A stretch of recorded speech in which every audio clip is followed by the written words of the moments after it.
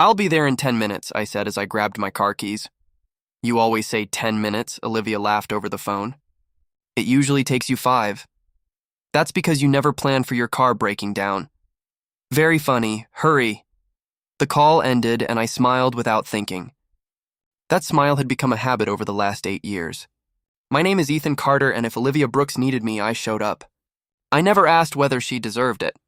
I only asked where she was. When I pulled up beside the road, she waved both hands. You saved me again, she said. I think your car likes seeing mechanics more than roads. She rolled her eyes. Don't start. I wasn't going to. You were. Maybe a little. She laughed, climbed into my car, and closed the door. I owe you breakfast, she said. You've said that about 50 times. So you're keeping count. I remember everything. She smiled without noticing what those words meant to me. During the drive, she talked about work. My manager keeps giving me impossible deadlines. You always finish them. Because I don't have a choice. You'll prove him wrong again. I hope so. I looked at her for a second, before turning back to the road. What? Nothing. You keep doing that. Doing what? Looking at me like you want to say something? I was just thinking. About? The traffic, she laughed again. Liar. Maybe she was right. I was lying. I wanted to tell her that every morning with her felt important. I wanted to tell her I would choose this traffic every day if it meant sitting beside her. Instead, I stayed quiet. Later that evening, my sister Emma walked into my apartment carrying 2 cups of coffee. I saw Olivia's car outside the repair shop, she said. She had another problem. Of course she did. Handed her a chair. You don't have to sound annoyed. I'm not annoyed at her. Then who? You, I frowned. What did I do? Emma sighed. Ethan, when was the last time Olivia helped you? I opened my mouth, then stopped. See? Emma said softly. You can't even answer. She appreciates me. Appreciating someone isn't the same as loving them. She has a busy life. So do you. I don't mind helping. I know, Emma looked straight into my eyes. That's exactly what worries me. Before I could answer, my phone buzzed. Olivia. Can you help me move some boxes tomorrow? Emma glanced at the screen. Please tell me you're going to say no, I typed a reply. Sure. What time? Emma covered her face with one hand. I give up. You never give up. Not on you. I smiled. I'll be fine. She stood and picked up her coffee. I hope you're right. After she left, I stared at Olivia's message again. Helping her never felt like work, it felt like love. Just hoped one day she would see it the same way. I stared at my phone for almost a minute before another message appeared. Olivia. Can you pick me up after work? My car is acting up again. My fingers hovered over the screen. A week ago, I would have replied before she finished typing. This time, I took a slow breath. Me. I'm sorry. I can't today. I hope you find another ride. I pressed send. My chest tightened. It felt wrong. It also felt necessary. Less than 30 seconds later, my phone rang. I watched Olivia's name flash across the screen until the call stopped. Another message arrived. Olivia. Are you serious? I answered. Me stoya. Olivia. Since when do you say no to me? Me, since I started making time for myself. Several dots appeared, then disappeared. No. Reply came. I placed the phone on my desk and leaned back in my chair. The silence felt louder than any argument we had ever shared. That evening, Emma knocked on my apartment door. You look nervous, she said as she stepped inside. I told Olivia no. Emma blinked. You actually did. I almost changed my mind. But you didn't. I shook my head. No. She smiled. I'm proud of you. I don't feel proud. You don't have to. Healing usually feels uncomfortable. I keep thinking she's angry. Emma folded her arms. She probably is. Maybe I hurt her. Ethan, refusing one favor isn't hurting someone. It feels like it. That's because you've trained yourself to believe your only value comes from helping her. Her words stayed with me. Later that night, Noah called. I heard the miracle happened, he said. What miracle? You finally told Olivia no. Emma laughed from the kitchen. You told him? He deserved to know, she answered. Noah chuckled. Welcome back to the land of people with boundaries. I'm still getting used to it. You'll survive. I hope so. You need something better to think about. Like what? I know someone looking for a project manager. I'm not searching. You should be. I'm fine where I am. No, you're comfortable. That's different. I stayed quiet. So, Noah continued, meet me tomorrow morning. Why? Because I already promised someone you'd come. You volunteered me? I believe in forcing my friends toward better lives. Despite everything, I laughed. Fine. Good, Noah said. Don't be late. The call ended, and for the first time in days, tomorrow felt different. Chapter 2. The Day I Chose Myself, Part 2. The next morning, I met Noah outside a modern office building. You made it? He said. I almost turned around. I know. He pushed the glass door open. Come on. Inside, a tall man stood beside a conference table. Ethan? He asked. Yes, he smiled and held out his hand. I'm Daniel Foster. It's nice to meet you. I've heard a lot about you. I glanced at Noah. I hope only the good parts, Daniel. Laughed. Mostly, we sat down. I'll be honest, Daniel said. Your resume is solid, but that's not why I wanted this meeting. It isn't? Noah told me how dependable you are. I smiled awkwardly. I just do my job. He also said people trust you. I try to earn that, Daniel nodded. That's exactly what I need. He slid a folder across the table. I want you to lead this project. I opened it. Slowly, this is a big opportunity. It is? What if I fail? Daniel leaned forward. Then you'll learn. You don't sound worried. I'm not. Why? Because people who care usually work harder than people who only chase success. His words settled deep inside me. I'll do my best. I expect nothing less. We shook hands. As Noah and I walked outside, he grinned. I told you? You did. So? I accepted. I knew you would. My phone buzzed. Olivia, can you call me? I stared at the screen. Noah noticed. Don't. I just want to make sure she's okay. She'll be okay. What if she really needs me? He looked me straight in the eyes. Does she need you, or does she need someone to solve another problem? I didn't answer. Instead, I locked my phone. That evening, the company hosted a welcome dinner. While I stood near the buffet, someone smiled at me. Ethan? I turned. Grace?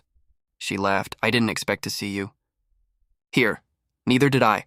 I started helping with this company's marketing last month. Congratulations. Thank you. She picked up a glass of juice. So, how are you really doing? The question surprised me.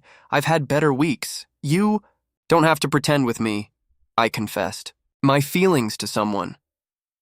Grace waited quietly. She didn't feel the same.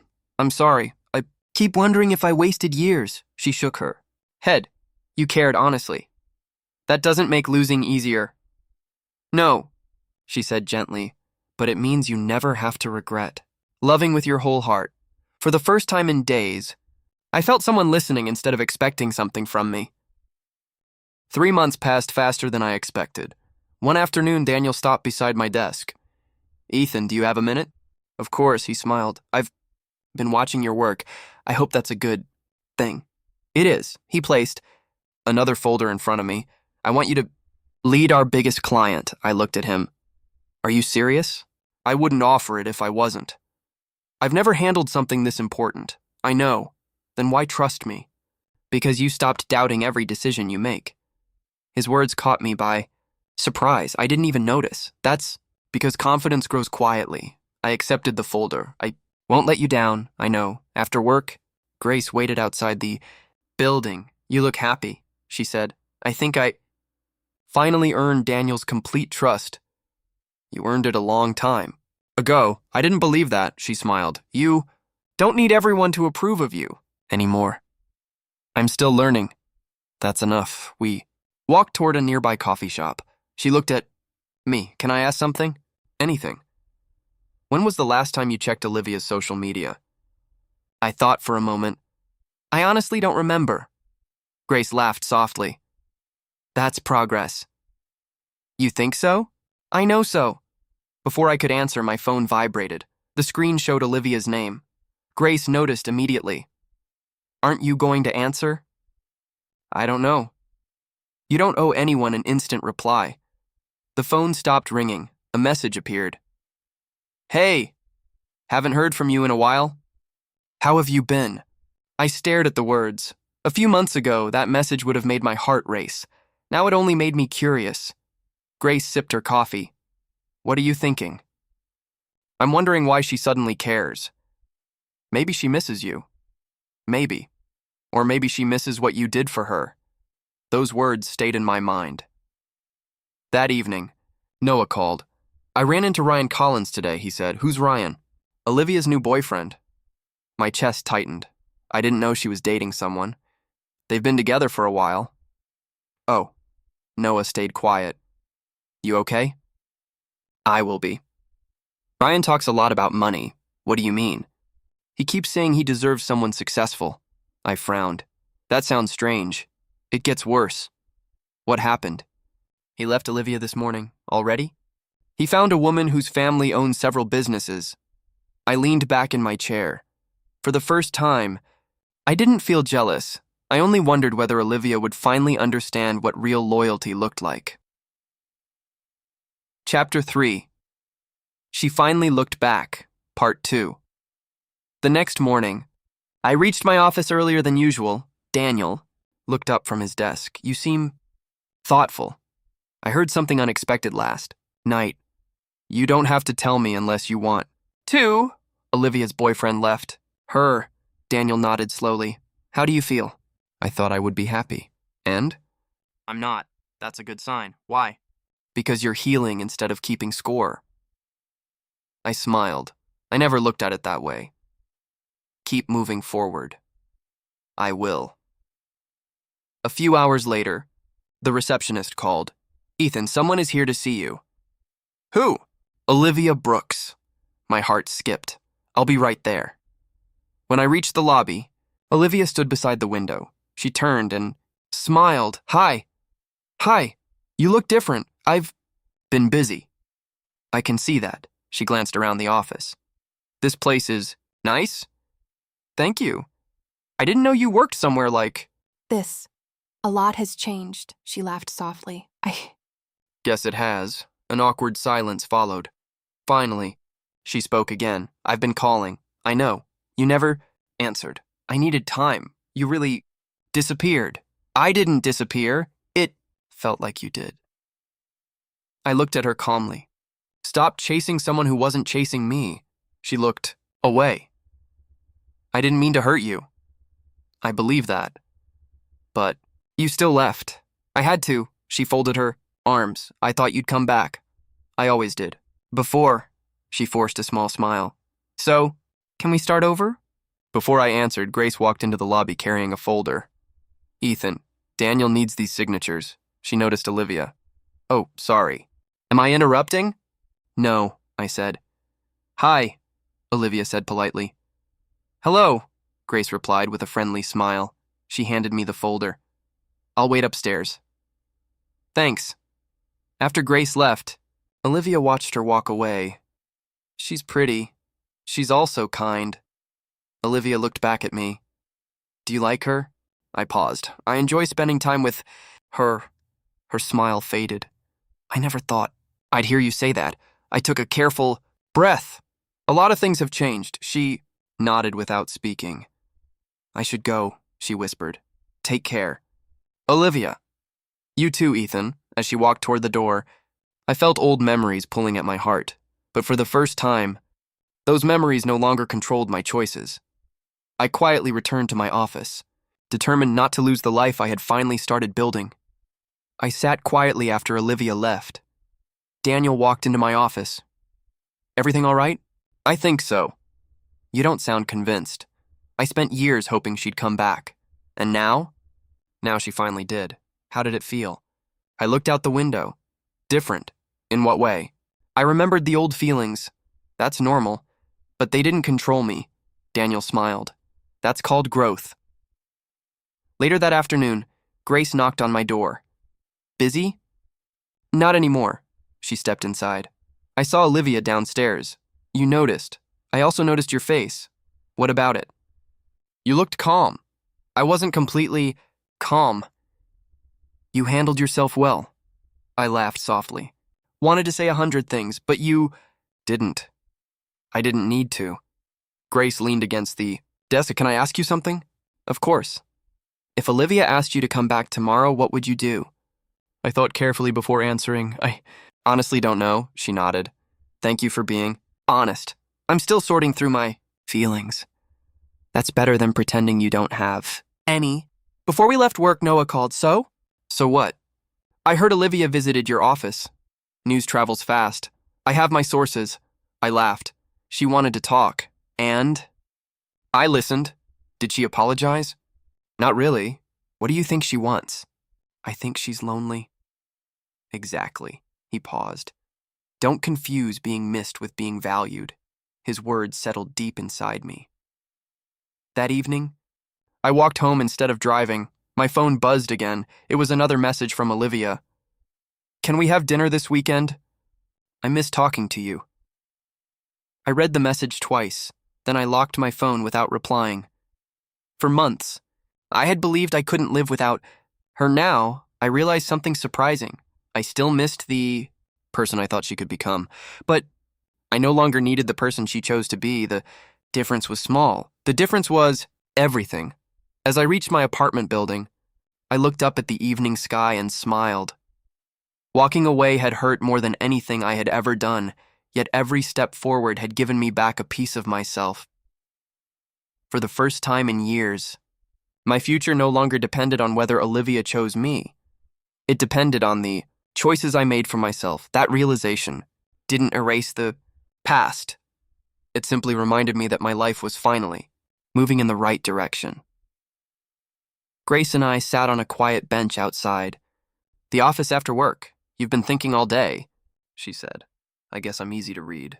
You are when something matters, I smiled. Olivia apologized. Again. How did it make you feel? Confused. Because you still care? Because part of me remembers the person I hoped she would become. Grace nodded. I understand that. You do? She looked down for a moment. I stayed with someone for 3 years because I was afraid of being alone. I turned toward her. You never told me that. I wasn't ready. What happened? He loved having me around, but he never really chose me.